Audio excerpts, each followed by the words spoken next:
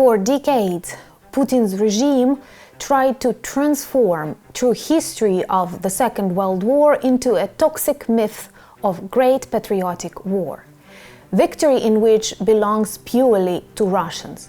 And as a result, as victors, they have all the rights to dictate and change the world order now, even in the 21st century, attacking Ukraine.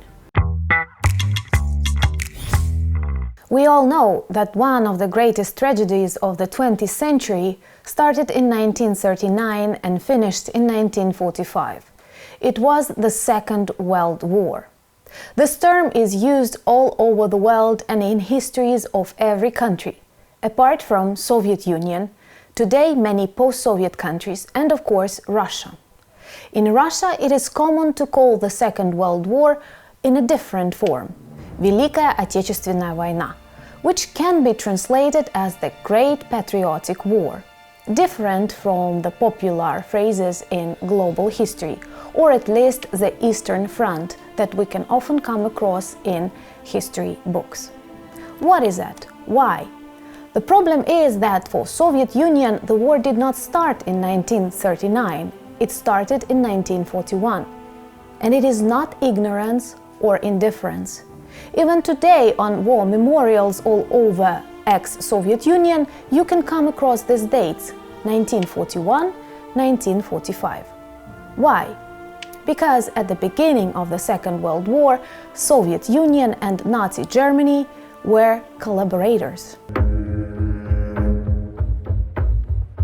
Between 1922 and 1933, Soviet Union and Germany cooperated a lot in the revival of German army after the First World War. Later, they become the best trade partners. Most importantly, on the 23rd of August 1939, a Pact of Molotov-Ribbentrop was signed. What is that? That is a non-aggression treaty between Nazi Germany and Soviet Union, which is sometimes referred to as a Nazi-Soviet alliance. In this treaty, they actually divided the world, divided Poland, the Baltic countries, Finland, Moldova, and marked zones of influence of each of their totalitarian regimes. Honestly, Russia tried to hide this information and Soviet Union denied the existence of such pact, but it became known in 1992. It is not a fiction, it is a reality that demonstrated that for 2 years of the World War, of the Second World War, Soviet Union and Nazi Germany were actually on one side. Today's Russian books, Russian history books, hide this fact, forget about this fact, or try to ignore it. Historians of Soviet Union and propagandists worked really hard to demonstrate that the victory in the Second World War was very much dependent on the participation of the Soviet Union. But Putin's propaganda took it to a totally different dimension. And today you can often hear that he says that the victory in the Second World War, or the Great Patriotic War as they like calling it, totally depended on Russian soldiers. That the victory in the Second World War is the victory of a Russian soldier. Forgetting some very important facts. First of all, there was Western Front, not only Eastern Front. And for 2 years, at the beginning of the Second World War, 1939, 1941, Russia, Soviet Union and Germany were actually allies. Later, when Soviet Union had to start fighting back, it was pretty poor. Soviet army was badly equipped and it received lots of support from its Western allies. This is actually the moment when the idea and the term of American land-lease appeared. So that Soviet army was supplied with weapons, tanks, medication and everything they need from Western allies. And that was the reason why they were able to continue fighting. Soviet historians and various generals who wrote their military memoirs always describe Soviet army as a heroic one with high spirit and morale. But in reality it was very different. Russians never cared about people's life, even if these are lives of their own people.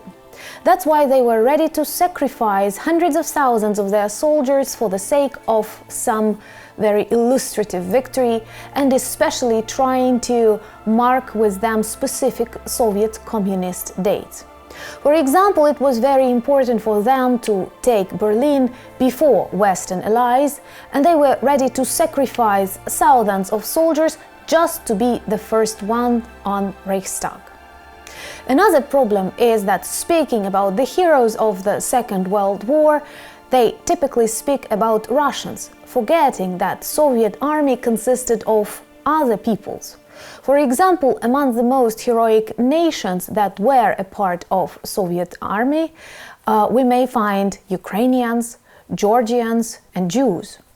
6 million Ukrainians fought inside Soviet army, and that is very important.